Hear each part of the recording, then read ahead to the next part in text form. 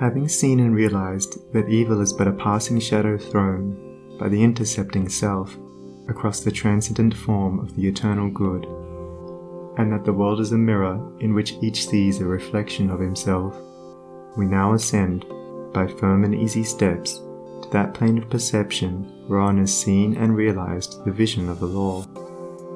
With this realization comes the knowledge that everything is included in a ceaseless interaction of cause and effect, and that nothing can possibly be divorced from law.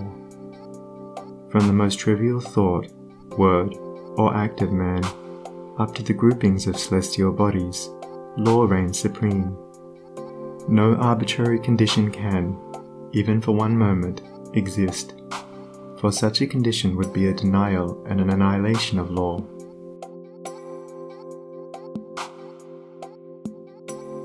Every condition of life is, therefore, bound up in an orderly and harmonious sequence, and the secret and cause of every condition is contained within itself. The law, whatsoever a man sows that he shall also reap, is inscribed in flaming letters upon the portal of eternity, and none can deny it, none can cheat it, none can escape it.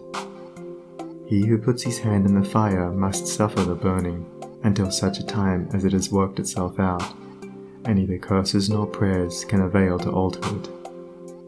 And precisely the same law governs the realm of mind. Hatred, anger, jealousy, envy, lust, covetousness, all these are fires which burn, and whoever even so much as touches them must suffer the torments of burning.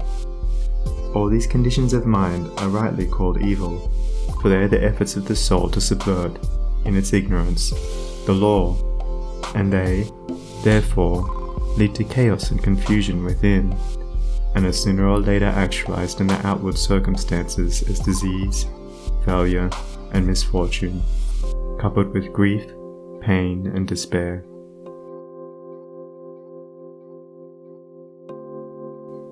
Whereas love, gentleness, goodwill, purity, are cooling airs which breathe peace upon the soul that woes them, and, being in harmony with the eternal law, they become actualized in the form of health, peaceful surroundings, and undeviating success and good fortune. A thorough understanding of this great law, which permeates the universe, leads to the acquirement of that state of mind known as obedience. To know that justice, harmony, and love are supreme in the universe is likewise to know that all adverse and painful conditions are the result of our own disobedience to that law. Such knowledge leads to strength and power, and it is upon such knowledge alone that a true life and an enduring success and happiness can be built.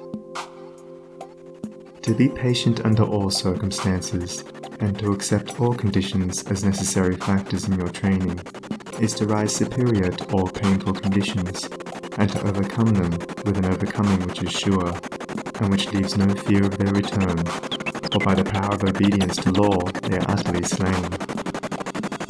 Such an obedient one is working in harmony with the law, has in fact identified himself with the law, and whatsoever he conquers forever. Whatsoever he builds can never be destroyed.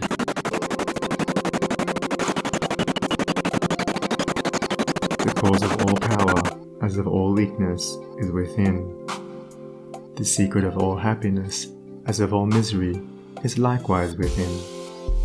There is no progress apart from unfoldment within, and no sure foothold of prosperity or peace except by orderly advancement in knowledge. You say you are chained by circumstances. You cry out for better opportunities, for a wider scope, for improved physical conditions, and perhaps you inwardly curse the fate that binds you hand and foot. It is for you that I write, it is for you that I speak. Listen and let my words burn themselves into your heart, for that which I say to you is truth. You may bring about that improved condition in your outward life which you desire, if you unswervingly resolve to improve your inner life. I know this pathway looks barren at its commencement. Truth always does. It is only error and delusion which are at first inviting and fascinating. But if you undertake to walk it, if you perseveringly discipline your mind, eradicating your weaknesses, and allowing your soul forces and spiritual powers to unfold themselves, you will be astonished at the magical changes which will be brought about in your outward life. As you proceed, golden opportunities will be strewn across your path, and the power and judgment to properly utilize them will spring up within you.